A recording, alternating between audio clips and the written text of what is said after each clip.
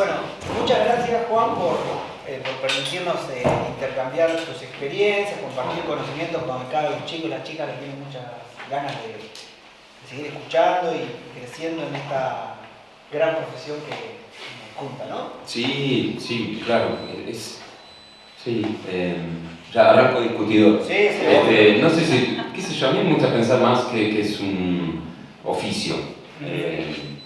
Como una carpintería, Sí. o como cualquier otro noble oficio que busca materias primas nobles para trabajar, para pensar qué es lo que uno quiere. Y como cualquier oficio hay que tener paciencia y buen humor para llevar adelante la frustración, porque lleva un buen tiempo y una buena cantidad de preguntas que a veces ni siquiera se responden en todo ese trayecto y tal vez como los nobles oficios uno tiene que aprender a vivir con las preguntas, ¿no? sin pensar que tenga que haber una respuesta concreta y última. Porque las cosas te mueven también a trabajar. Sí. Sí, Sí, también digo, en la vida de uno es bastante dinámico, por ende lo que te respondiste a una determinada edad o en un determinado momento del oficio, sí. en otro te respondes lo opuesto o lo contrario o mejor. Sí. Lo que pasa es que además este es un oficio, para mí, muy particular, que requiere de una curiosidad en la cotidianidad, en la vida. Si uno no intenta ser curioso abajo del escenario o fuera de la cámara, todo lo demás no tiene demasiado sentido. Supongo que voy a hablar de Alfredo Alcón varias veces a lo largo de la charla. Tuve la suerte de conocerlo, de trabajar con él y de trabajar una amistad en el tiempo.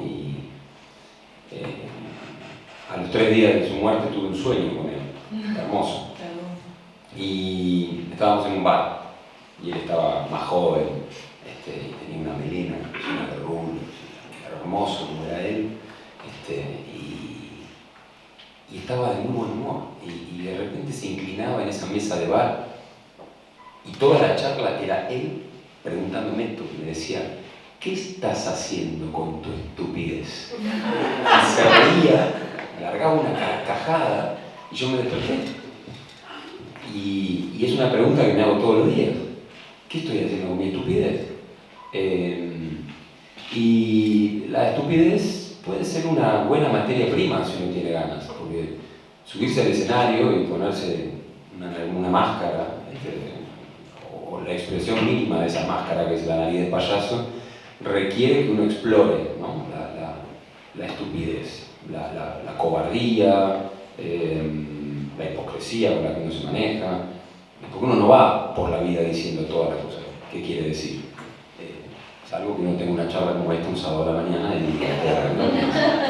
pero en realidad requiere de una exigencia con uno mismo, más allá de los personajes que tenga que interpretar. A mí me cuesta pensarme como un artista, yo no me siento así, yo me siento en el mejor de los casos como un profesional que va y hace su laburo, ¿no? Es como los tipos que se autoperciben chefs en las cocinas. Cacho, sos cocinero. Y acá también, pues no, soy artista, porque yo vivo en el arte. Me parece bárbaro si hay gente que en todo caso lo siente de esa manera, pero suena todo tan rimbombante, tan formal, que uno, nada, ¿qué estás haciendo con tu estupidez?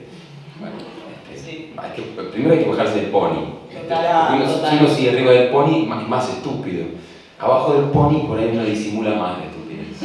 Ahí te ligás con algo que habíamos, perdón, nos estamos desarmando. Sí, desarmemos. Pero me parece todos. Que está re bueno, porque ahí ligamos a algo que habíamos charlado antes, que es que una vez escuché una frase que me pareció muy interesante, que es las cosas a la altura de lo real, porque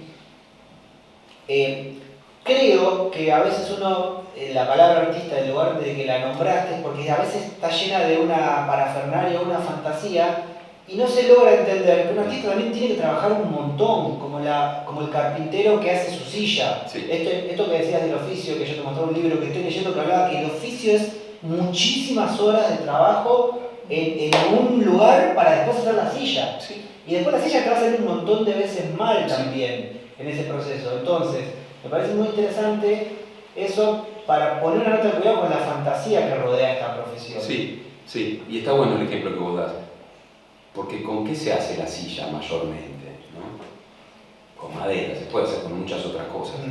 Se puede hacer con muchas otras cosas, vos, soy uruguayo, pero elegir la madera, ¿sí?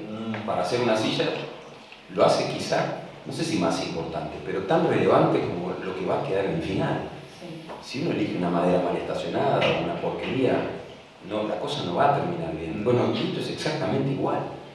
No, soy artista y quiero hacer Hamlet, pero todo lo que requiere la investigación previa, la búsqueda de todas esas maderas, la búsqueda de las herramientas adecuadas, el martillo, clavo, tornillo, cola de carpintero. Bueno, si eso tuviese una equivalencia con este oficio, uno necesitaría pensar que va a tener que ser curioso en la lectura, en la observación.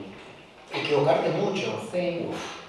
Porque también, si no, te escuché hablar en unas charlas también, y acá hace la famosa palabra del éxito, como es el lugar al que uno quiere llegar, y no sé si hay un lugar al cual llegar. No. Eso no. No. Yo sé que todos terminamos en el mismo lugar, pero no vamos a nombrar acá. Sí, entre la chacarita. Claro, es el mismo lugar al que seguro ahí llegamos. Sí. Pero más allá de eso, creo que este carpintero que pusimos de ejemplo se tiene que equivocar mucho. Y nuestro gran lugar para equivocarnos es el ensayo también, digo, porque a veces se subestima el ensayo. Sí. Nosotros nos pasa un montón, y hay que abrirlo, donde a veces en talleres que hacemos le decimos, chicos, ensayen, y subestiman el ensayo. Sí.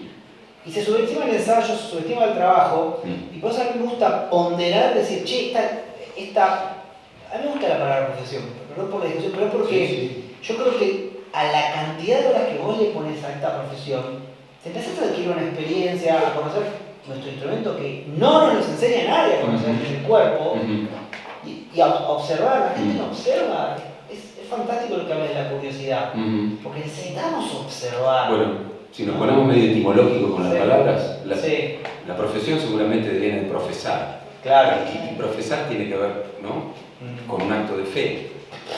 ¿Sí? Claro. Bueno, ¿cuál es el acto de fe de este oficio? Es la pregunta que hago a ustedes. ¿Alguien se anima? Yo no tengo la menor idea. Pero por ahí hay alguien muy inteligente acá que nos puede arrimar el cuchillo. ¿Cuál es el acto de fe de este oficio? Al momento de ponerse bajo una luz en un lugar que está todo pintado de negro. Es un salto al vacío. Uno cree que tiene algo para decir, que tiene algo para... A ver. Puede ser, sí. Sí. Y poder conectar, ¿no?, con la realidad de ese personaje. Sí, sí, está buenísimo. Creértela. Creértela. Creerte lo que estás haciendo. Y que la gente crea lo que vos estás haciendo. Poder afectar a un otro. Bueno, sí. Confiar. ¿Perdón? Proyectarlo, o sea, proyectar lo que estás haciendo. Proyectar esa fe. Sí, o no sé. Sí. La forma de Confiar. seguir, ¿no? Confiar. Sí. Manejar la frustración Sí. y salir un poco, y variar un poco entre esta cosa interesante de la autorrealización dentro uno como autor Sí. o como bueno, aprendiendo a, Sí. y también uno después vamos a salir de la autorrealización a aprender en un acto de fe a agregar valor hacia el otro, o sea que es lo que estamos transmitiendo a nosotros. Sí, sí. Yo vuelvo a esta idea de profesión. ¿Qué es lo que hace alguien que se arrodilla y reza en una iglesia? Yo creo que Se entrega a algo superior, ¿no? Bíblicamente la fe es tener fe en aquello que uno no ve, o sea, es tener fe a la satisfacción, no ni siquiera satisfacción, es Bien. eso, no saber lo que viene. Bien, buenísimo. Mirá, bueno, encontramos lo lindo el sábado a la mañana. Porque este espacio es eso, es un espacio de entrega, por supuesto, uno dice, che, vamos a contar tal historia, nos vamos a juntar tantas veces a ensayar y vamos a tratar de no hacer un papelón y que la gente no nos pida grito en la entrada y nos llene de tomatazo. Porque es muy interesante eso, porque en algún punto lo que nosotros es un acto de creencia compartida. Sí. Porque es muy loco y lleva muchísimo trabajo Sí. que yo con vos vamos a ver una obra, nos sentamos y vemos a Romeo y Julieta y son dos pibes. Sí. Que nosotros Romeo y Julieta de repente empezamos a creer que es Romeo y Julieta. Claro. Entonces, no es un acto de magia. No. A mí me gusta siempre marcar que no es un acto de magia, sino que esos pibes atrás tienen millones de horas de trabajo para Sí. que vos los veas. Sí. Porque a veces ese acto de creencia también no sucede. No, claro, pero puede no ocurrir Claro, Sí. aún en gente muy preparada que Sí. bueno, tuvo una mala noche. tal cual. Sí. Y hay que permitirse Sí, o sonaron 567 celulares durante la función. Qué aparato hermoso los celulares, ¿no? En la sala de teatro. Bueno, la expectación, o sea, que alguien te dedique su atención, que vea lo que estás haciendo y que colabore, porque el espectador colabora, juega, hay que ganárselo también. Para mí, cuando uno sale al escenario no tiene asegurado que lo van a ver. Y mucho menos cuando haces una película o un corto, que no van a mirar el celular cuando estás mirando ese trabajo que hiciste. Sí. Eso es un trabajo para mí como actriz, que te lo tenés que salir a ganar. Sí. Y nadie enfrenta eso sin trabajo previo, Sí. porque sería ir al paredón. Sí, exacto. Sí, es verdad. Es como un trabajo de circo. Uno se prepara y después se entrega porque va a cruzar una cuerda y está bien, sí, hay una red abajo. Uno no se mata. Igual el circo es muy interesante también. Yo hice mucho tiempo Mirá. acrobacia y eso. Wow. Y cuando veía personas que hacían circo, a mí me marca una diferencia porque también pasa en la actuación, que vos podés empezar a compartir la creencia o en algún lugar decir, wow, qué bueno lo que está haciendo este actor. Y eso yo creo que son dos maneras diferentes de ver la actuación, porque te quedás afuera Sí. del acto de creencia y ves las habilidades que tiene esa persona revoleando las cosas. Sí. Y a mí me gusta que me cuenten historias. Creo que a todos nos gusta que nos cuenten historias. Perdernos, ¿no? Ahí decir, no importa quién, pero me perdí en esto, ¿no? En esto que para mí es compartido. Sí. Todos los oficios han cambiado. El del cirquero cambió, el del actor, el del cocinero. Y me parece que el gran dragón para combatir hoy al momento de contar una historia es las pocas flechas que uno tiene frente a la ansiedad generalizada, porque todo, te insisto, con estos aparatitos nos pasa a todos, nos están tuneando de a poco para tener cada vez menos concentración o menos tiempo. Entonces, por ahí uno no tiene el celular para andar scrolleando al momento de ver una obra, ¿no? Pero sin embargo hay pensamientos en la cabeza que hacen que uno scrollee hacia otro lado. Sí. Es muy difícil, no sé si tengo una respuesta para eso. No, pero creo que me parece interesante pensar, no sé, recién hablábamos del oficio y demás, y cuando uno empieza a cobrar su trabajo de actor, tiene que facturar como un servicio, brindás un servicio, el servicio de contar historias. Sí. Entonces, como actor, como actriz, sea cual sea la historia que vas a contar, tenés que asumir el compromiso de que esa historia se cuente para un otro. Sí. Y ahí no solo es mi yo actriz, mi yo actor, qué hago, cómo me salvo, cómo me rescato, sino la unidad. Uno cuando habla de una película que le voló la cabeza, una obra de teatro, habla de la historia, no habla del actor determinado de esa historia. Es verdad. Y me parece que ahí se subestima mucho el trabajo que hace un actor, una actriz, para que esa historia se empiece a encauzar.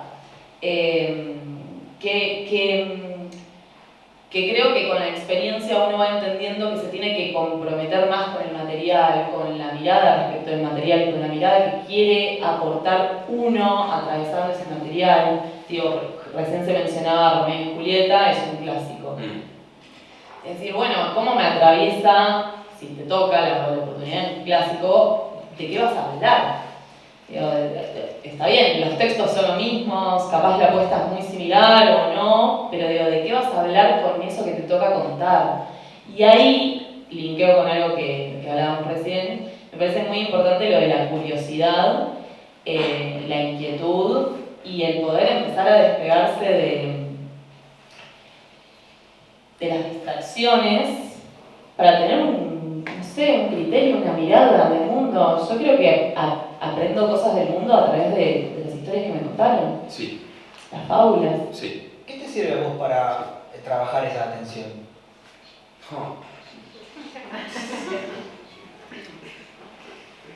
Yo tuve la suerte de ir a un colegio muy especial de pibe, un colegio alemán, pero no un alemán convencional.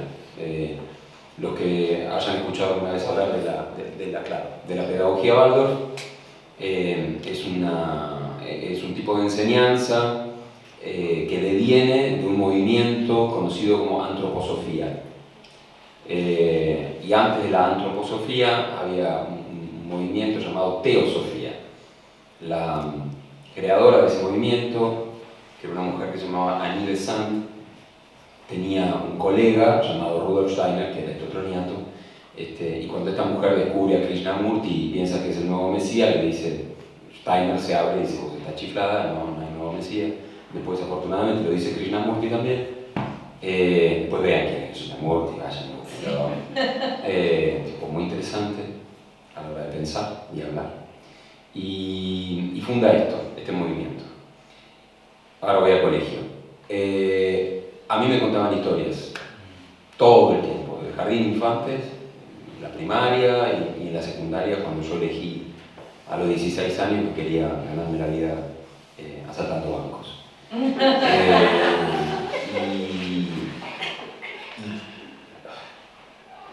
Y lo que yo recuerdo era que una profesora en particular, que era una señora grande, alemana, se llamaba Lieselot Bachmann, era que me contaba historias. Yo tenía 5 o 6 años, yo no vengo de una familia alemana, y había cosas que me contaban en alemán, por eso hace un rato hablaba con gente de Peter Brook, un director inglés, y no entendía lo que me estaba diciendo esta mujer. Lo que sabía era que me estaba contando una historia de dragones y no sé qué, y lo que ella hacía en un aula, no era que tenía la luz perfecta, no era Norma Leandro, no era Judi Dench, era una profesora jugando a contarme una historia.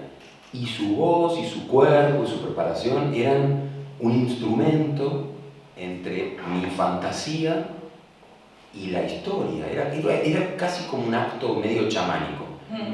Por ahí ahora le arrimo más el bochín a tu pregunta. Yo trato de entregarme a esa idea de pensar que estoy medio poseído, porque no me lo puedo imaginar de otra manera. A mí me gustan mucho las carreras de autos, y hay una carrera medio mitológica de Ayrton Senna en Mónaco, donde el tipo está manejando un auto y en un momento entra en una especie de túnel y hay una voz en off en donde el tipo dice, no era yo el que manejaba, era como un túnel. Bueno, hay algo de este oficio, vos me preguntabas dónde me refugio, y trato de pensar, de prepararme todo lo que puedo y después entregarme y pensar que y de verdad hay algo que me guía. Por ahí suena medio chiflado esto, pero fui un colegio alemán chiflado. Y eso, me refugio ahí, me refugio en pensar que hay algo que ocurre, como le pasa a los tipos que hacen flamenco, que hablan de duende, ¿sí? Que baja y se les instala y que no son ellos. Por un rato uno se pone una máscara y es un dragón, o es Romeo, o es Julieta, o qué sé yo qué. Y después si uno no está muy chiflado, se saca la máscara y vuelve a ser quien uno es, y si está chiflado, va al psiquiatra. Como en un flash. Es muy interesante porque vi Fórmula 1 hace poco, y me acuerdo del final que tienen, me parece que es una escena que bueno, pasa. Mirá. Buenísimo ese momento. Mirá. Que para mí lo que habla es estar presente. Habla de eso, que me parece increíble porque es como que se transforma el tiempo y el lugar. Sí. Es eso, escuchar a un otro, que hasta científicamente se dice que estar presente es conectar los latidos del corazón, conectar el riñón, conectar un montón de órganos a nivel científico que te destruye el cerebro. Que Sí. ¡wow! Sí. Hay algo de eso que sucede y ni nos damos cuenta. No. Y nosotros le pusimos el nombre de estar presente. Sí. Sí. Cuando escuchan eso que te dice una neurocientífica, decís, claro, por eso en algún punto, cuando uno se enamora de esta profesión, la vuelve a buscar todo el tiempo. Sí, sí. No, iba a decir, y lo loco es que capaz estás trabajando un montón y son destellos o momentos puntuales donde lográs con ese equipo con el que trabajás que eso suceda, que eso se imprima. Sí. Imprimir me refiero a que se capture.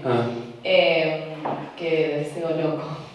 No, y quería como desarticular, vos hablas mucho de la máscara y a lo largo de, digamos, tu carrera, tuviste varias máscaras y ahí va a mi apreciación muy diferenciadas cada una, ¿no? Como pienso un poco en Graduados o Vidas Robadas. Y hay algo de esa máscara que tiene una particularidad compositiva, digo, desde el cuerpo, desde la voz. Quería saber un poco cómo trabajabas eso y cómo eso, al sostenerlo tanto tiempo, porque en este caso son tiras, hacen que sean un comportamiento casi propio, esto de decir, bueno, ya me pongo el vestuario y soy esto, un rato. Sí. Sí, todo eso. Porque si te toco, podría disfrazarme de cretino, pero tengo la voz de Alfredo Alcón que me va a decir, vos sos un estúpido. Y decir, no, lo que pasa es que yo me fui a perfeccionar y sentí que... la verdad es que no, la verdad es que hubo una cantidad de cosas que iban pasando en el medio. Además uno no hace este laburo solo. Porque por ahí tenés un compañero que te tira algo y te sugiere algo y dices, che, o pasate y hay un técnico que se rió con algo y dices, esto funciona. O estaba yendo a trabajar ese día y viste a alguien en el semáforo hacer un determinado gesto y le vas afanando cosas y haces como una especie de cadáver exquisito jugar, no sé si juego, del papel, de poner una frase y abrirlo. Y a veces queda fantástico. Sí. Y decís, che, ¿quién escribió esto? Bukowski, o yo lo escribí yo. Bueno, es eso, y a veces ese cadáver exquisito sale bueno, pero en todas estas cosas de las que vos hablás, lo que había era un juego colectivo. Y vos mencionás un par de cosas que estaban capitaneadas por Sebastián Ortega, que es un tipo también al que le gusta jugar. Es un productor muy particular, supongo también hereda de su papá una visión de las cosas y un agradecimiento por el privilegio de ocupar un lugar para contar cosas. Porque estoy seguro que hay mucha gente más capacitada que yo que no ha tenido la suerte de ocupar lugares. Y entonces, como una especie de polizonte arriba de un barco, me doy cuenta de eso y digo, che, menos mal que no se dieron cuenta y no me tiraron al agua en medio del océano. Porque por ahí había otro que lo hacía mejor. Pero me tocó. Es eso. ¿Vieron esta leyenda del rey Arturo? ¿Conocen la historia? Hay un montón de... en Camelot hay una leyenda que dice que el que pueda sacar la espada de la piedra va a ser el próximo rey de Inglaterra. Y entonces van los mejores caballeros, los más preparados a tratar de sacar la espada y nadie puede. Entonces, un día, en un momento, hay un tipo, todos estos artistas de la espada, que dice, se queda sin una espada para ir a cagarse espadazo con otro y le pide a su siervo, a su paje, que vaya y que trate de conseguir alguna. Y resulta que es este mamerto de Arturo. Sí. Y Arturo sale corriendo y se encuentra en medio del bosque con una espada clavada en una piedra. Y dice, listo, la llevo de acá. Y va y la agarra y la saca. Y entonces cuando le preguntan cómo, dicen, bueno, la que está, vos sos el próximo rey de Inglaterra. Bueno, no me voy a comparar con el rey Arturo, pero yo era un tarado que tuve la suerte de sacar una espada en una piedra en el momento preciso. Y entonces Y cada tanto la puedo sacar otra vez. A veces tironeo y no puedo y hago papelones. Pero me fui al diablo con la respuesta. Vuelvo a linkear a la observación y a la curiosidad también, porque uno damos muchas clases, conocemos muchos actores y actrices, y notamos la distracción a la hora de salir de escena. La distracción y a veces la falta de trabajo, Sí. que ahí creo que opera, yo le pongo este nombre, una creencia de que si tengo el texto más o menos en memoria a nivel escolar, algo en la escena va a pasar, Sí. y después te das cuenta que no pasa nada y que de eso deviene que muchísimos actores y actrices hacen exactamente lo mismo, Sí. y se vuelven todos iguales y pierden lo más interesante que tiene cualquier actor y actriz, que es su singularidad. Digo, esta escena que veamos de Hamlet o de lo que sea, la venís viendo hace muchísimos años, porque hay unas particularidades que te permiten estar observando eso y expectándolo un montón de veces, porque tu cuerpo no es igual al mío, tu voz no es igual a la mía, entonces, digo, me parece que quizás tiene que ver, y redondeo, con esto que vos dijiste de una formación en otras épocas. Sí. Hoy por hoy el celular está muy presente y el celular está preparado por gente que gasta millones de dólares para comer nuestra atención, que es el petróleo de hoy en día, que entonces por eso yo valoro tanto estos momentos preactorales que hablamos el otro día, para decir, che, cuidado, no te distraigas tanto, ¿qué puedes hacer para ocuparte más de tu actor previo a salir a escena, de tu actriz? ¿Qué me sale la palabra hábitos que pueden? Porque por ahí a veces nosotros las tenemos incorporadas por otro tránsito de vida, pero hay muchos que se la pegan por eso. Y uno trata de decirle, che, haz esto, no sé, lee, escribí, anda al teatro, eso con respecto a la observación. A los estudiantes prácticamente a veces los tenemos que obligar a que vayan al teatro. Sí. Y es necesario. Sí. Porque esto que vos decís, la curiosidad, que vas por la calle y demás, si no, en lugar de levantar la cabeza y decir por la calle estás así. Sí. Sí. Sí. No sé qué contestarte frente a eso. Mira, lo que creo, yo también he dicho en muchos casos, che, pero probá con tal código, y yo vengo de esa época también. Y vengo de una época en donde no existían por ahí las facilidades que hay hoy. Claro. Y me he encontrado con mucha gente que me decía, es más simple, andate a una plaza a observar gente. Siéntense en una plaza a observar gente, a ver, a tratar de imaginarse la historia de alguien en 7 segundos paseando un perro. Por ahí tiene una salchicha, o un perro más grande, o la forma en la que camina, si está alegre, si está triste. Ahí ya hay un ejercicio enorme. Pero si ese fuego no estaba desde adentro, es muy difícil contagiar a alguien, porque si uno se vuelve un maestro jardinero de alguien, Alentador. Sí, y este es un oficio que se basa después, cuando uno tiene la suerte de encararlo de manera profesional, en la repetición. Sí. Entonces, si uno no entiende que en la repetición se abre algo nuevo siempre, aunque no parezca. ¿Vieron alguna vez los fractales? Esas figuras geométricas sobre las cuales uno se acerca y se vuelve a abrir, y hay un patrón que es igual, que se vuelve a abrir, y se vuelve a abrir, y se vuelve a abrir, como si fuera una especie de hipnosis. Sí. Bueno, pero uno tiene que creer, uno tiene que profesar esa convicción, porque si no es imposible. Pero es cierto que es un oficio cada vez más teñido de pelotudeces y de famas y de huevadas. Hace un tiempo le escuchaba decir a alguien, che, el problema hoy es que además es difícil, no hay más máscaras. En general es más importante que tal o cual se ponga 42 prótesis y simule ser alguien que no es. ¿Qué sé yo?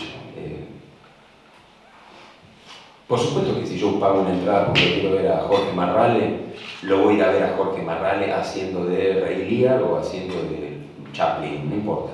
Pero porque creo en él, porque su mirada del mundo y su mirada del mundo de la vida y después del oficio me conmueven. Entonces, los lugares a los que arriba, cuando agarra un personaje y se pone a jugar con eso, es fantástico. Pero eso está cayendo cada vez más en desuso. Hace poco lo miraba a Denzel Washington en una entrevista en donde le decía a su entrevistador, que era una persona más joven, yo pertenezco a otro momento, yo no tengo nada que ver con tu generación. En mi época había que tener algo importante que decir antes de este oficio. Hoy no hace falta, porque se han puesto de moda la estupidez y la ridiculez. Entonces,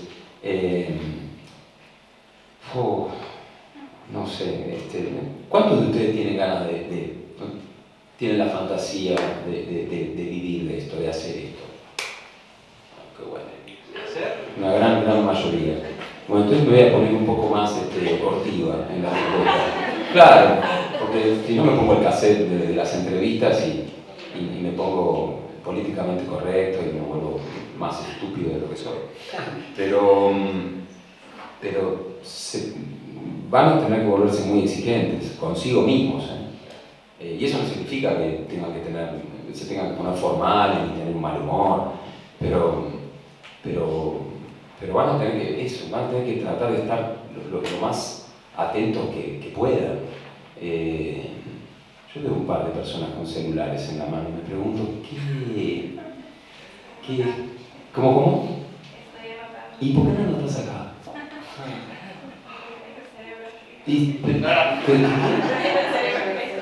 ¿Entonces el cerebro cómo? Frito. Es el cerebro frito. Yo estoy solo. ¿El cerebro frito? ¿Cómo se te va a olvidar? ¿Cuántos años tenés? 26. Si se te olvidan las cosas en el cerebro, cuando seas un anciano como yo, vas a saber. ¿Cómo te llamas? No, perdón, no te quiero decir lo que tenés que hacer. El problema es que si seguís con el celular, te vas a afectar la cabeza todavía más. Pero de verdad, no quiero sonar como Ernesto Sábato. Pero, por cierto, lean un librito de Ernesto Sábato que se llama La Resistencia. Sí. Un librito chiquitito, no les va a consumir 7 u 8 años. Lo van a leer en 3 días. Lean. Sí, bien. Y el tipo arranca hablando de esto, puteando porque va a tomarse un café y hay un televisor en el bar. Sábado se enojaba porque había un televisor en el bar y decía que todo eso impedía la comunicación entre las personas. Es un problema posta, es una pandemia. Es una pandemia grave. Incluso peor, me parece. Es mucho peor que la pandemia. Está comiendo el cerebro y está perdiendo. El ser humano no hay un ser humano normal o común. El ser humano está perdiendo su propia humanidad. Sí. Lamentablemente. Sí. Con los chicos lo veo mucho, ¿no? Pero hay Lo traigo justamente para que sí, explore eso. bueno, mirá que bien. Pero hay una posibilidad. No Totalmente. es que caminamos todos hacia el abismo y entonces no hay solución posible y todos nos vamos a morir. No, creo que hay de una la manera. autoexploración podemos sacar cosas y justamente aprender y poder, como tú decías hace rato, agregar algo, mostrar ejemplos, a dar algo de contenido al otro para que se aprenda, se agarre de eso y tenga fe en esto. Mirá, yo no soy padre, pero estoy seguro que la gente que yo he admirado no me ha querido enseñar nada. Enseñaban más allá. Sí. Porque tenían una forma y una conducta y uno decía, che, pibe, vos tenés que hacer esto. Yo lo veía, los admiraba y decía, che, ¿cómo viven estas personas? Totalmente, pero es como vos decís, la gente te enseña en la calle, vos te sentás en una plaza, ¿no? Sí. Y estás imaginándote la historia, yo lo hago mucho, de cómo será la vida de esa misma persona sin quererlo, sin saber que lo estás mirando, te estamos enseñando algo, Sí. sin querer. Sí. Depende mucho de uno. Sí, está de moda tal vez esto, los podcasts y las charlas, y entonces uno ve gente con los auriculares esos ridículos, en sillas ridículas, y todos hablan y hablan, y yo también hablo y hablo. Pero hay que mirar para adentro, no hay tutía, si ustedes tuvieron la voluntad hoy de querer ver cuál es mi opinión y tuvieron la amabilidad de pagar una entrada y de llegarse hasta acá, yo no tengo la verdad revelada de nada. Lo que les cuento es cómo me va a mí y lo que intento hacer a los 52 años, que es mirar para adentro y tratar de estar cada vez más despierto frente a eso. Yo me empecé a divertir más en este oficio y a correrme mi estupidez a partir de hace cerca de unos 10 años atrás. Yo me había separado, había muerto mi viejo y había fallecido además un amigo, un director que yo quería mucho. Y fue así, una detrás de la otra, fueron 3 bombazos. Y en el medio de todo eso me llegan 2 obras de un tipo que se llamaba Coppi, que era un argentino que se va a vivir a Francia. Y me llegan 2 obras que eran delirantes. Una se llamaba Eva Perón y la otra se llamaba El homosexual o la imposibilidad de expresarse. Obrones. Y me acuerdo que cuando la leí dije, ¿qué carajo es eso? ¿Cómo carajo se hace esto? Al punto de que me llamaron para las audiciones de eso y fui al Cervantes y el director de eso, que es un director argentino que vive en Francia, se llama Marcial Difonso, y dije, yo no tengo idea. Y leí un par de cosas y dije, debo haber leído como el culo esto, no tengo ni idea, no me van a llamar nunca más. Y me llamaron.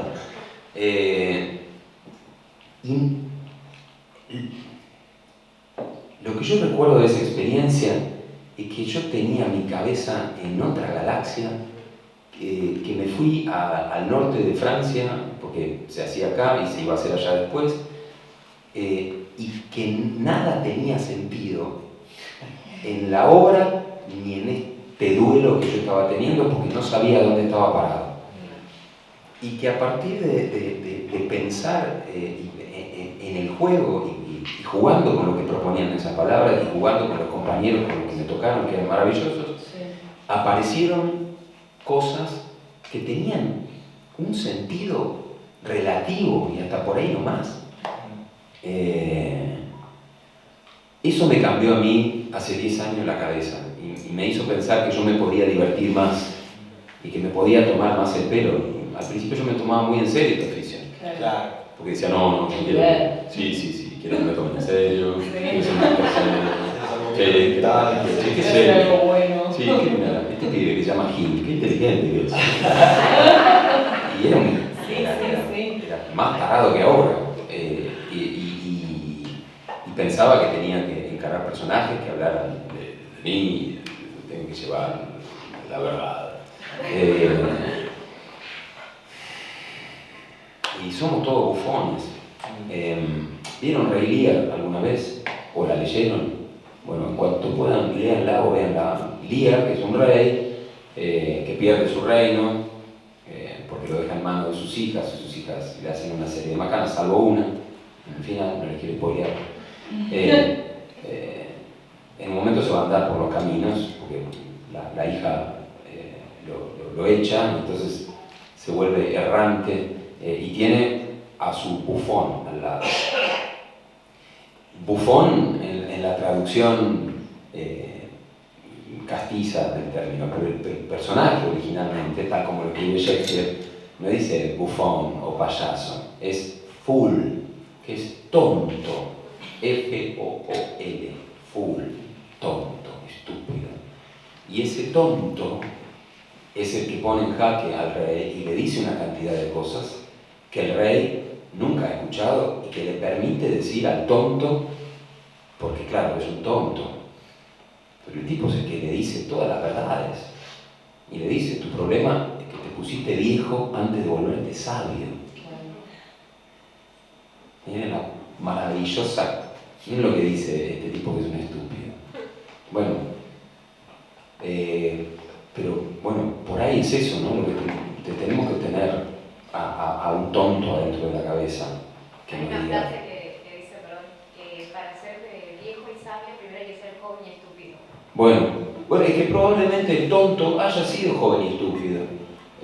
porque también es un personaje de una cierta edad. Pero requiere una valentía también permitirse ser estúpido. Sí. Tomarse el pelo. Sí. Sí.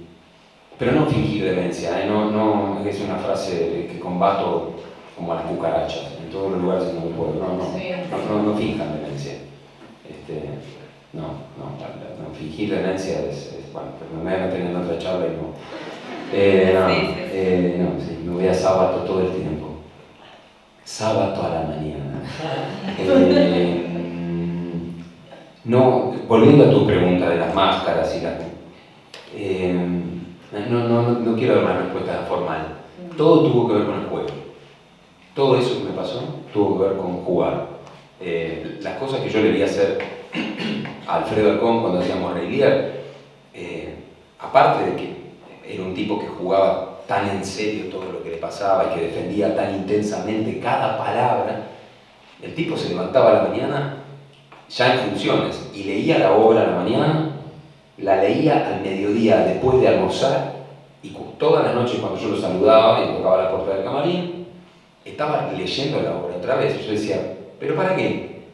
¿Para qué? Porque cuando este niato pisaba el escenario era un samurái y sacaba la espada y decía, y uno se caía de ojete, porque lo que escuchaba era en qué lugar de toda la frase el tipo encontró esta manera de decir. Si van a Spotify, lean a Federico García Lorca, mira, valga la pena la infusión. Lean algo del romancero gitano o un poeta perdido en Nueva York de Federico García Lorca. Léanlo. Y después, escúchenlo a Alfredo Alcón decir eso.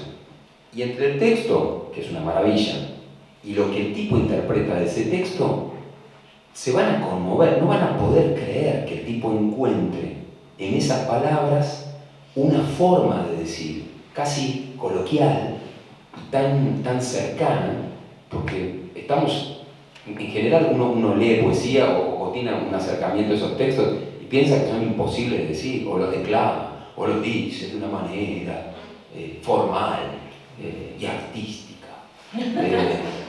Bueno, no, no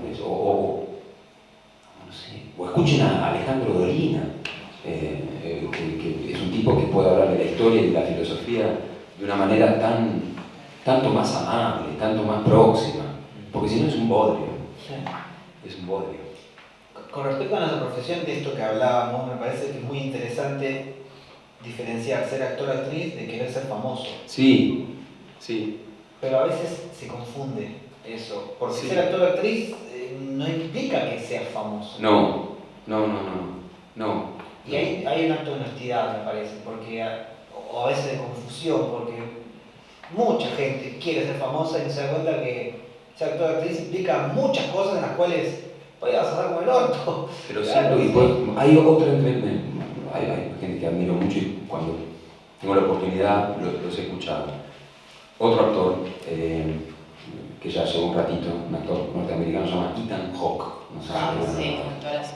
tipo brillante, muy inteligente, además, director también. Y en una de las entrevistas que le he escuchado, dicen, es un oficio muy difícil. Y si no existe la posibilidad de pensarse con 65 años dando clase en algún lugar, y si eso no te entusiasma, entonces no lo hagas. Porque eso también puede ser un éxito maravilloso que te llena y que está bien. Porque si ser actor es solamente para aquellos que se consagran o tienen la posibilidad de ocupar lugares, entonces es un oficio que te vuelta, como el tipo que dice, no, quiero ser chef y tener una estrella Michelin. No. Si no pensás que cocinar para tus nietos ya es un logro porque les ves la cara de felicidad, entonces no enciendas el horno. No, total, creo que también trabajamos con una particularidad que es que durante muchísimos años quienes se ocuparon de hablar de esta profesión no fueron actores y actrices, No. sino que fueron gente que expectaba, que contemplaba, que admiraba, por ende empezaba a utilizar términos para referirse a esta profesión que no son tan cercanos al actor y a la actriz, y que hoy en día todavía hay destellos de eso. Hace poco tuve una discusión porque trabajé con un equipo de recién recibidos de la FUC, y es como, bueno, ahí viene el talento, ahí va el talento. Talento pasa por acá, talento no sé qué, no juntes ese cable talento. Soy un ser humano normal. Digo, ¿en qué materia te dijeron que me tenés que tratar así porque no voy a actuar en este proyecto que estamos contando todos? Digo, esto que estás haciendo vos es tan importante como lo que voy a hacer yo ahora, y qué bueno que estás haciendo tu trabajo porque yo también estoy haciendo el mío. Digo, y hay mucho de todo eso que a gran escala sucede en los medios, en las redes, que se refieren al trabajo del actor desde un lugar tan estúpido. Sí, realmente. Cuando después estás en una sala de ensayo de mala muerte, sí. Cagándote de frío, pasando un texto, y cuando sucede que clavaste el texto en la nota decís, sí. Y solo fue eso. Sí, por ahí no lo vio nadie. No. Bueno, pero no sé si había una frase, no sé si era de Lennon, que decía que nadie veía los amaneceres, y sin embargo estaban ahí todas las mañanas, y había gente que se lo perdía. Pero lo que vos decís es cierto, y no es nuevo, no es nuevo. Hay una sanata respecto a esto, la boludez marketinera y snob de estos tiempos, sí, el talento. Juan Carlos, talento. Sí, María Esther, talento. Es una imbecilidad. Pero bueno, hay mucho novismo en esto.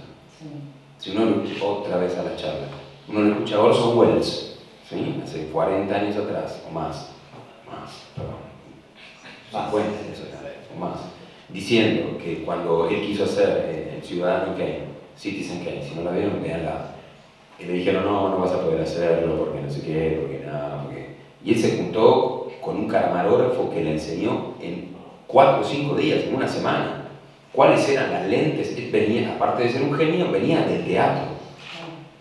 Pero no hay mucho misterio con respecto a esto, Tiene que ver tiene que ver con esto de hacer. Estoy machacando con esto ya, me parece que estoy al borde de aburrirlo. Y hay gente que me mira y me dice, che, este pibe no está diciendo nada. Está diciendo lo mismo con variantes distintas, pero es que no hay fórmula. Bueno, eso es buenísimo que lo digas, porque mucha gente cree que hay fórmula y están los tips, haz estos tips y va. Sergio, da un tip. ¿Qué hago? Un tip. Claro. No, me vuelvo como Capusotto, ¿se acuerdan? O sea, habla bien la concha de tu madre. Cada vez que escucho a alguien decir... Uno desde el lado lo piensa, pero no lo puede decir No. a veces, entonces como si no hay tips. Mira, ahí viene un talento que nos va a dar un Hay tip. algo del proceso, ¿no? Hay que empezar a amigarse con el proceso, con los tiempos. Digo porque esto que te empezaste a divertir con hacer el ridículo, ¿no? Sí. Que también es parte de un proceso de las expectativas que uno tiene respecto de la actuación, de lo que después es y de los placeres y las frustraciones, como eso empieza a dialogar.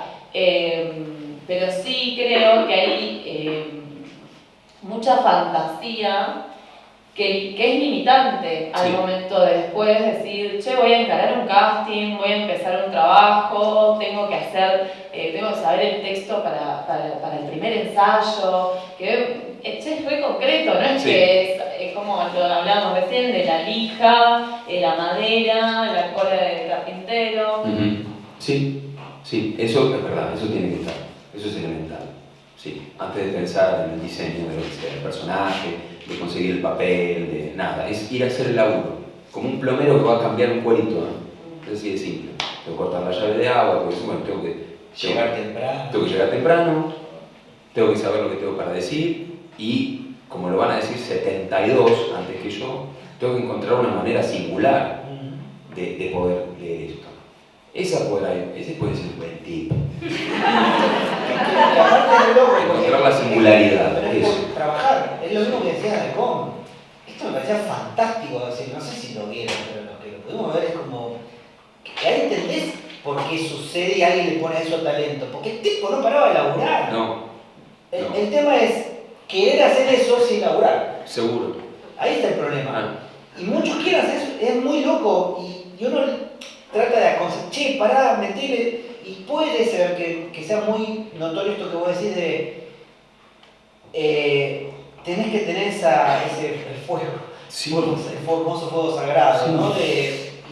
Y es triste por ahí porque uno se ilusiona cuando gente, porque nosotros estamos acá y es esto que sí, vinimos ahora acá porque amamos esto, Ujú. si no, no estaríamos acá. No, Pero cuando querés transmitir ese amor y te das cuenta que sos un alentador y Sí. no está ese fuego porque hay una confusión, Sí. para mí muy clara con el querer ser famoso, con querer ser actor, sí. bueno, es decir, bueno, barajando y damos vuelta, cuando encontrás a alguno que tiene realmente ese fuego y decís, che, bueno, es una obra y me fue a ver 10 personas, y Sí. bueno, y A la ver, vas a vivir igual. por un rato, olvidémonos de tu oficio. Vamos a hablar de algo, vamos a tratar de Sí, sí. elevarlo más. Tengo un amigo que es cirujano, ¿sí? Y trabaja en el hospital de clínicas. Es un muy buen cirujano general y aparte tiene su clínica. Pero él va y opera a honores en el hospital de clínicas, que además no es cualquier hospital, es un hospital escuela. ¿Sí? Y me dice todo el tiempo, Juan, cuídate la salud, porque hay una generación de pibes que no sabe un carajo, y no le importa. Y han hecho un examen de residencia y han entrado en uno de los lugares más prestigiosos y tienen ganas de tomárselas e irse a su casa. Y él me decía, en mi época, si vos te mandabas una cagada como residente, te esperaban afuera los que eran titulares y te cagaban a trompadas. Yo no estoy diciendo que haya que cagar a trompadas, ¿no? Pero si un tipo que dice que quiere estudiar medicina va a pelotudear o hace un abandono de paciente, con lo que implica la vida de otra persona, ¿qué se puede esperar de un talento que no tiene ganas de aprenderse la línea? Porque es totalmente irrelevante, el mundo va a ser igual, adelante, si nosotros no contamos historias. No hay ningún, no sé si hay algún mérito, o lo hay cuando uno tiene la posibilidad, de vuelta, vuelvo a lo mitológico, que explica tantas cosas lo mitológico. Esto de sacar la espada, bueno, te tocó a vos. ¿Qué vas a hacer con esa espada? ¿Sí? ¿La vas a ilustrar, te vas a limpiar las uñas o vas a salir a matar dragones? Bueno, si uno tiene la suerte de tener una espada y de sacarla de la piedra, no tiene que tratar de estar a la altura de ese Ni privilegio. hablar. Un gran poder conlleva una gran responsabilidad. Sí, me cuesta volver al tema de la actuación, porque no discutir otras cosas o no pensar otras cosas antes de eso, para mí es inconcebible, porque esto funciona, esto funciona, esto cobra vida, esto tiene sentido, si uno ha intentado que todos los quilombos que le pasaron antes sean fichas de un rompecabezas que intentan contar algo. Hace un rato hablaba con alguien antes de entrar sobre la posibilidad de que, bueno, me dice, la posibilidad de hacer un casting o acercarse al cine. El cine es un lugar muy chiquitito, muy cerrado, prejuicioso en muchos casos. Y entonces mi devolución frente a esto es que no hay forma. Una vuelta un representante me decía, el cine te elige o no te elige. Puede pasar o no. En el teatro uno se va a una plaza y tira una alfombra y cuenta una historia y se terminó. Y en este caso, y con las facilidades de lo audiovisual que hay hoy, uno puede poner la cámara prendida durante 5 minutos mirando por una ventana y después puede agarrar el micrófono y ponerle un pensamiento con algo que quiera para decir, lo edita, le pone la voz a la imagen y tenés una historia, tenés un pensamiento para contar. No hay excusas frente a eso hoy. El tema, la cuestión es cuál es el tema. Claro, ¿Qué totalmente. ¿Cuál es el tema? Sí. ¿Sí? Cuando lee la parte de atrás de un libro, decís, che, ¿de qué habla esto? ¿A dónde quiere ir? Léanlo léanlo a Mauricio Cartún, que es un genio absoluto, traten de leer todo lo que puedan, traten de ver todas las obras, porque es un tipo que es brillante, tiene mucho humor y ha ahondado mucho en este tema, en esta cuestión del tema, de qué va, de entender de qué va. Sí, sí, total. En ese sentido me parece que hay algo para linkear un poco con las generaciones más contemporáneas Sí. y el tema del celular, me parece que está bueno entender que hay un montón de herramientas a través de ese dispositivo, entre ellas para contar historias en diferentes formatos, digo, ya sea podcast, filmarse, digo, hoy por hoy hay festivales de celular, todo editado con celular, digo, como, y eso está buenísimo, y también hay un montón de herramientas como para ir restringiéndolo y limitándolo, porque tiene muchas distracciones, lo laboral, lo social, que son distracciones que yo creo que humanamente también están. En un set es muy común que te lleven primero por las facturas y después a ensayar. Es decir, no, ensayemos primero y después vemos con las facturas. Pero todo eso requiere una responsabilidad también. Eso era lo que iba a decir.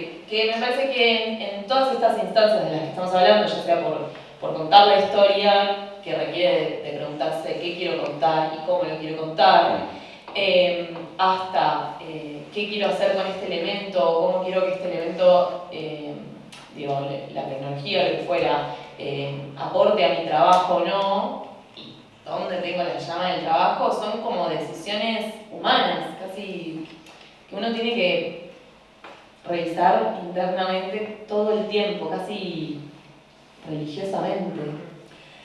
Una vuelta le fui a pedir trabajo a un tipo que se llamaba Alberto Ure, que era un director muy particular, muy cacarrabia, muy chiflado. Sí, sí, sí.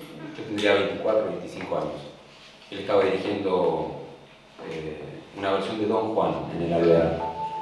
Y gracias por el celular. Gracias. Si tienen ganas de hacerlo sonar otra vez, y me acuerdo que me senté un sábado de la mañana. Increíble, una coincidencia. Y le fui a pedir laburo.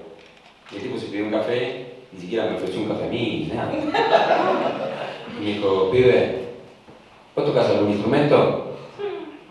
No. Le dije yo. Bueno, entonces andate. Cuando toques un instrumento, habla. Y se sirvió el café, revolvió con una cucharita, no me habló más, y me levanté y me fui. Duró 15 segundos. Y yo lo repudié. Y no lo entendí en ese momento. No, claro. Pero lo entiendo ahora. Uno es el instrumento. Mira, nunca en mi puta vida en 30 años de laburo le agradecí en ninguna charla a Ure ese momento. Y por supuesto, no sé tocar ningún instrumento, pero me sé tocar mejor a mí mismo. Suena feo. Pero sé trabajar mejor conmigo mismo, sé cómo afinar mejor determinadas cosas y cómo volverme exigente conmigo. Si ustedes no se piensan a sí mismos como un instrumento que merece ser explorado, y entonces es difícil, porque van a querer sonar como suenan otros instrumentos. Posta, es un hallazgo, lo voy a llevar a mi terapia, nunca me imaginé. Digo agradecer esto a Ure.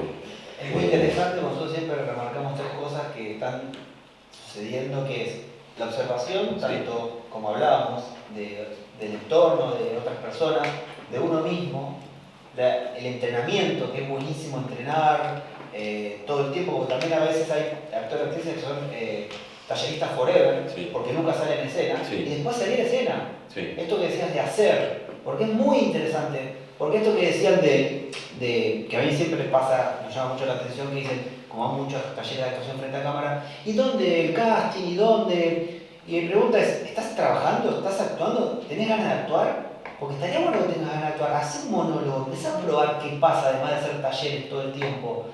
también tenés la suerte de vivir, porque eso sí es una suerte, de vivir en Buenos Aires. Es un teatro en esta zona por esquina. Hay muchos ciclos de obras cortas. Sí. Agarró un monólogo y salí a actuar. Sí. Porque te va a dar primero, mientras más actúes, más posibilidades hay de que otra gente quiera trabajar con vos también. No, y más posibilidades hay de que te conozcas. Claro. De que te encuentres con el problema, con el asunto. Porque si no también existe la creencia, con esto que decían, te preguntaban o te hablaban con respecto al casting, nosotros trabajamos mucho en México. Y en México el mercado es más grande, como también lo es en Los Ángeles. Sí. Ahora, que el mercado sea más grande no implica que vos trabajes. No. Porque es una creencia, y de hecho, cuando vas a un casting en México, y acá tenés 100 personas, en México tenés 1000. Sí. Entonces, ¿a qué vamos con esto? Tenés que trabajar vos un montón también, prepararte y estar, y así todo pueden las cosas no suceder. No. Porque si no también empiezan a dar vuelta a otras creencias que suelen ser peligrosas, ¿no? Pero que el mayor error del casting es pensar que uno tiene que ir a conseguir el personaje. No, hay que ir a hacer el laburo. Sí, total. Es como ir a arreglar, de vuelta, vos lo plomero, es como ir a arreglar un güerito diciendo, yo se lo arreglo bien a esta señora me va a recomendar con sus amigas, con los millonarios, yo me voy a parar y entonces voy a arreglar todos los güeritos de las millonarias amigas de esta señora. Andás el cuerito, punto, nada, y esto es exactamente igual. Y por ahí uno tiene la suerte de que venga todo eso. Pero es que es elemental. Es, de vuelta, vuelvo a lo más elemental. Es el sentido común. Es el sentido común. Yo no sé si es cierto, pero una vuelta me había comentado alguien que había un docente en el Conservatorio de Arte Dramático que mandaba a los pibes a decir cosas en el colectivo o en el subte. Sí. Bueno, esos son los lugares. Ahí te volvemos a eso. Si uno logra llamarle la atención a alguien en un transporte público, en una plaza, bueno, ya está. Es como los tipos que van y tocan el saxo, bueno, ahí está de vuelta el instrumento en la boca de un subte. Suena muy lindo, muy bohemio. Escuchar la música. No, pero digamos como en lo básico, qué sé yo, subir al bondi, saludar al colectivero y esperar que te responda. Sí. Como no ir relleno. Ya ahí, no sé, empieza la escena. Es como ahí algo de estar más presente, de empezar a enraizar. Sí, comparto plenamente. Iba a decir algo, ¿qué nombraste recién? Ay, se me fue lo que tenía en la punta de la lengua y me distraje con el bondi. Mira, bueno, hasta que vuelva,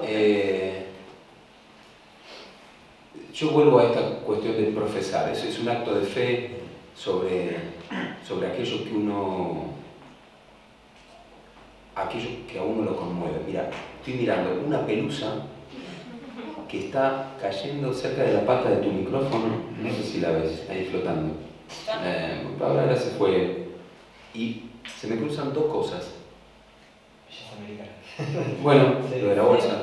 No, una es que yo supe que quise ser actor cuando fui a ver a un tipo que se llamaba Danilo de Vicia en una obra que se llamaba Don Fausto, en el Alvear. Yo tendría 16 años. Me llevó un amigo con el que estudiaba teatro a ver a este tipo. Don Fausto, o Fausto, es una historia maravillosa, si no saben de qué va, investiguenla, pero es un tipo que se cruza con el diablo porque el tipo quiere tener acceso al poder y a la juventud eterna, y por supuesto el diablo dice, sí, yo te voy a dar todo eso y después vos me vas a tener que dar tu alma. No sé qué. Esto es una reinterpretación del Fausto que originalmente es de un alemán que se llamaba Goethe. Esta versión la escribió un tipo que se llamaba Orgambide. Es preciosa, tiene cosas que son muy locales, está muy gauchescas por momentos, porque el Mefistófeles, que es este diablo, se llama Juan Sombra, empieza a dialogar con Fausto. Este tipo, que era un genio divino, con una vida muy compleja, pero un acto maravilloso, hizo algo que a mí me voló la cabeza. Al día siguiente de verlo, me saqué la entrada volví solo, más cerca, y había un momento en donde, como todo transcurre en un momento de un carnaval en Buenos Aires, sobre el principio del siglo pasado, se van todas las bataclanas y todas las bailarinas y toda esa comparsa carnavalesca, y a este tipo, Danilo, y a este personaje, le queda una pluma flotando debajo de un haz de luz.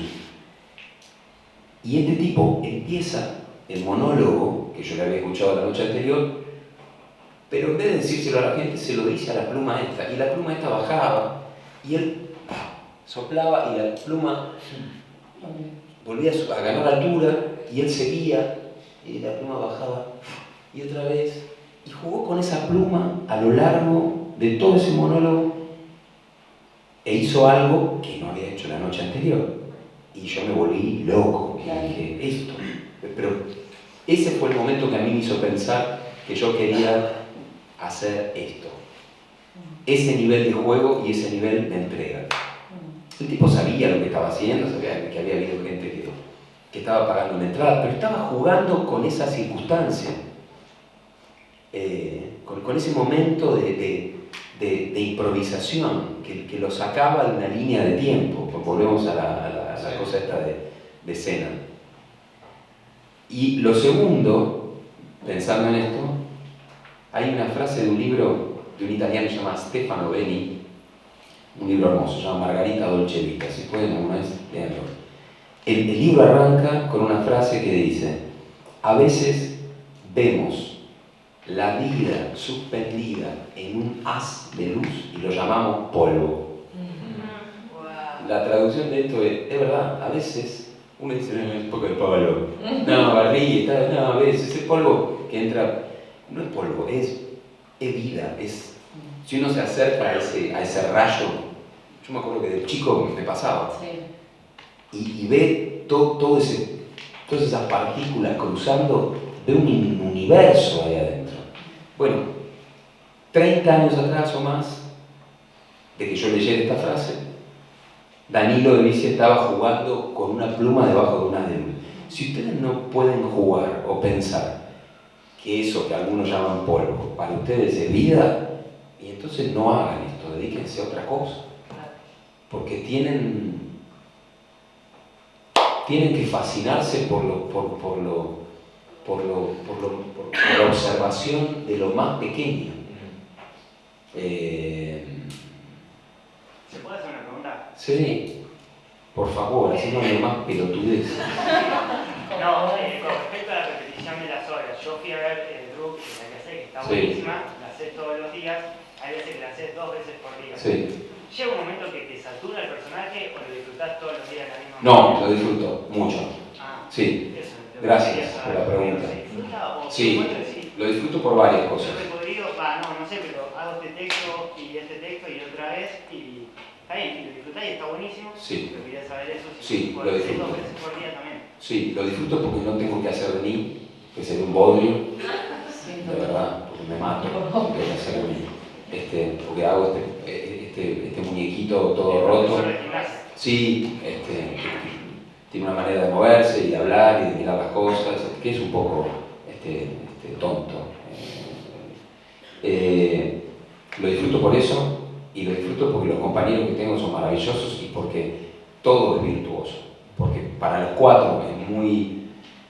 si bien terminamos cansados físicamente, y me ha pasado en otras obras, de decir, mañana tengo que venir y está fulano, fulana. Bueno, pero pasa eso a veces. Sí, claro que pasa. Sí, me ha pasado unas cuantas veces, y es un bajón. Es un bajón total, pero no en este caso.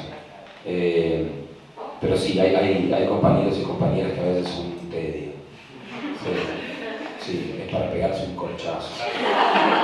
Y ha habido veces que me callaba la boca, que no sabía cómo decirlo, y entonces me empezaba a doler algo en el cuerpo, me pica acá, me duele la panza. Y es porque no le digo a fulano, che, no me rompas más la pelota. La vida humana, social. Sí, Cris. Es buenísimo porque también escuché que hablaste mucho de escuchar a tu cuerpo, ¿no? Sí. Que está buenísimo poder escuchar eso, tener esa observación para decir, che, para acá veo que está Sí, como dándome en un mal sentido. sí, me ha pasado un par de veces.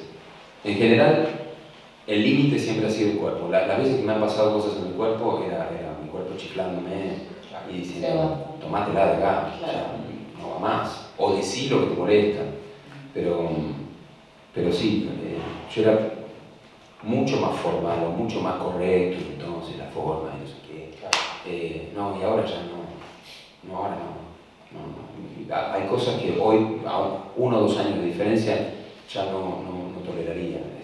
Me ha pasado de trabajar con una actriz, una piba grande ya, que chaqueaba los dedos, que decía, cuando no le tocaba actuar, ¿qué está pasando? Estamos lentos. Y me daba ganas de decirle, si esto fuese al revés, yo dije, ¿qué te pasa?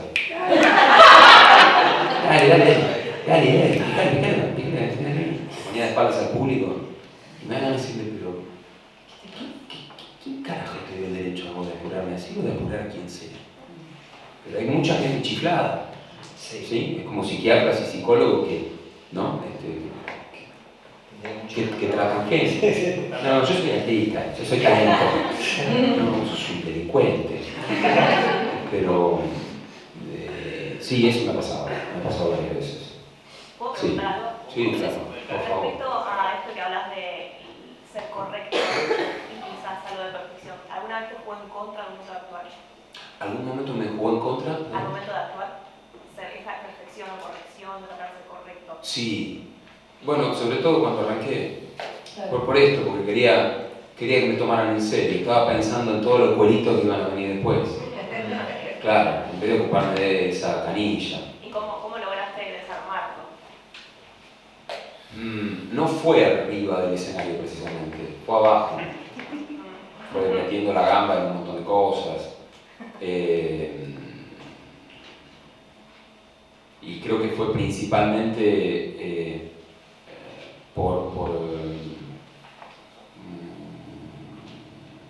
yo me crié en una familia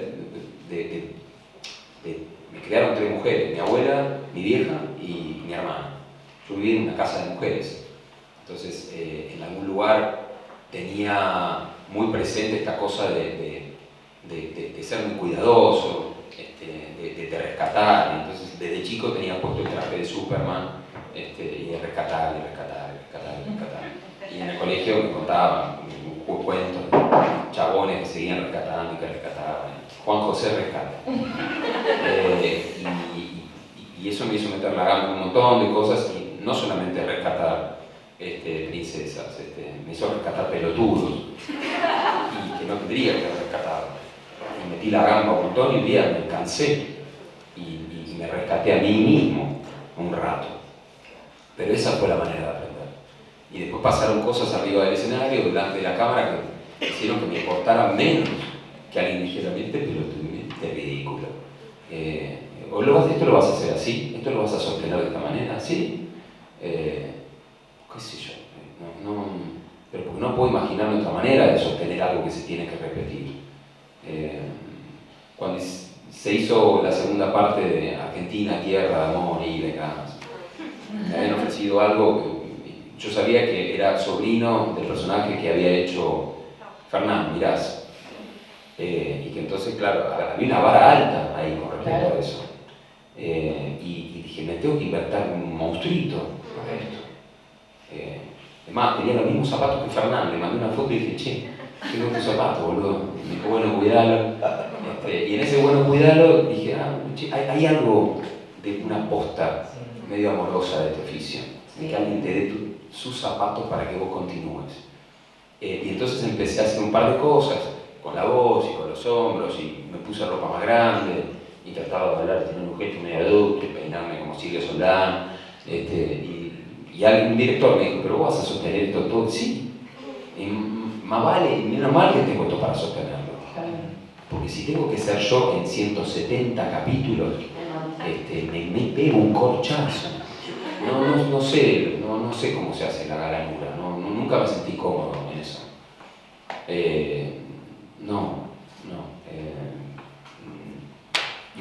Juan, ¿crees línea de pensamiento como Stanislavski? No. ¿Crees una psicología?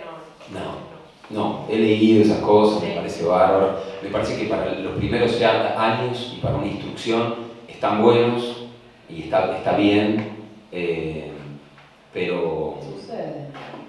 uno aprende exactamente, aprendes a andar en la bici con rueditas para no pegarte palo, pero después las rueditas terminan siendo un tedio y le tenés que sacar las rueditas y tenés que ver cuál es tu propio método de eso y cuál es tu sistema. Cuando tenía 25 o 26 años hice una obra de Brecht que se llamaba Las misiones de Simón Mayar, con un ruso, un georgiano, llamado Robert Sturua, que había dirigido grandes cosas afuera, la había dirigido a Soledad Silveira, estábamos en el Teatro Alvear, era mi primer trabajo profesional en el teatro. Y yo tenía que hacer a esta chica, que era una especie de Juana de Arco, se le moría a su hermano.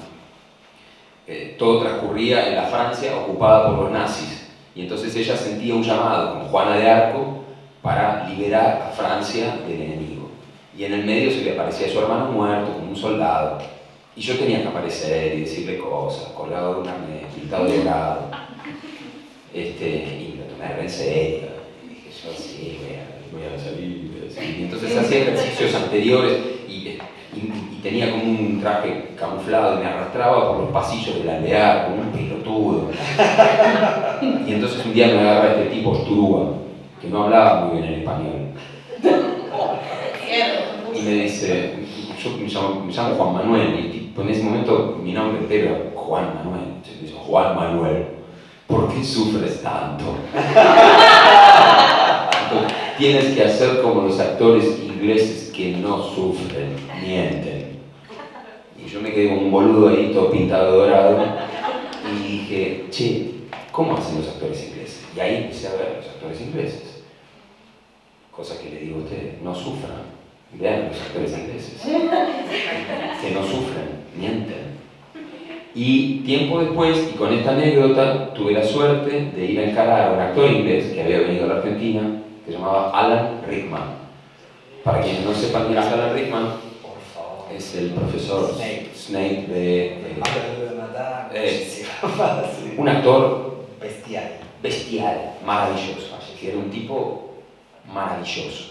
Un tipo que además superó una dificultad que tenía, porque tenía el frenillo de la lengua corto y entonces había tenido que aprender a hablar de otra forma y entonces tenía una manera muy particular de expresarse. Si lo ven en las películas van a ver que habla de una manera y él supo hacer de esa dificultad una singularidad, que era lo que hablábamos antes. Y entonces lo esperé en un hotel y le dije, yo trabajé con Sturua, Sturua lo había dirigido a él haciendo Hamlet y le cuento la anécdota. Y entonces me miró, era enorme, y me dice, así que, me dijo en inglés, me dijo, así que Sturua piensa que somos todos mentirosos. Me digo, no, me dice, no, la respuesta es un poco más larga, pero si querés te invito a cenar. Y me invitó a cenar, y fui a cenar con Alan Rickman. Y me contó cómo era que él encaraba la cosa. Y para sintetizarlo, lo que me dijo era que ellos creían profundamente en lo que hacían. Y ese ejercicio de creer tan profundamente en lo que hacen, tan profundamente, los lleva a vibrar con eso que están haciendo, ¿no? Entonces, no hay que pensar en las circunstancias dadas, y en el padre muerto, o en el perro que no sé qué, porque ocurre, porque entras directamente en lo que estás haciendo.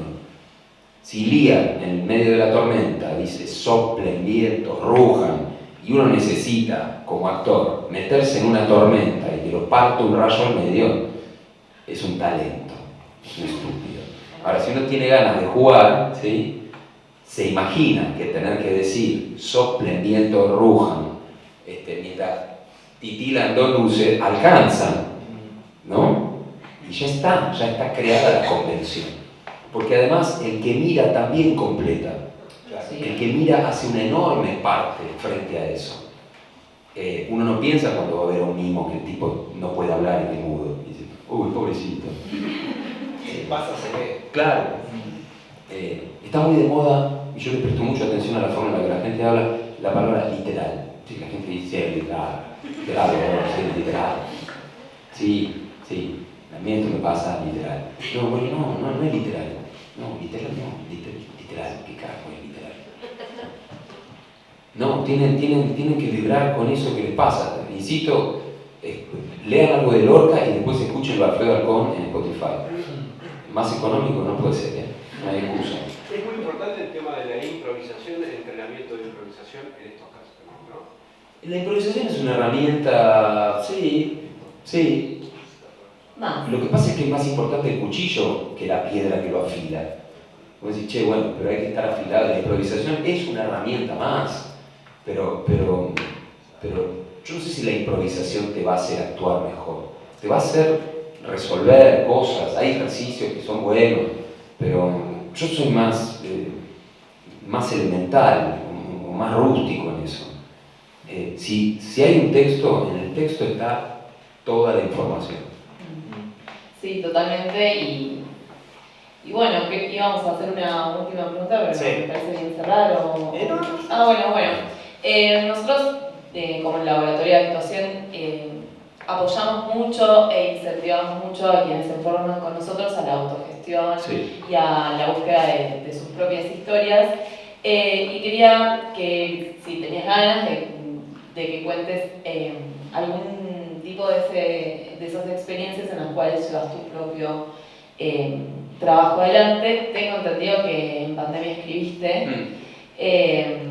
Bueno, si querés eso o lo que fuera, porque a nosotros nos parece importante. Sí, bueno, gracias.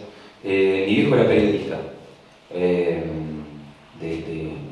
la vieja escuela, de política y economía, y había una agencia que ahora se cerró, que se llamaba Diarios y Noticias, la agencia DIN. Había dos agencias sobre las cuales era como una central de noticias, la agencia Telam y la agencia DIN.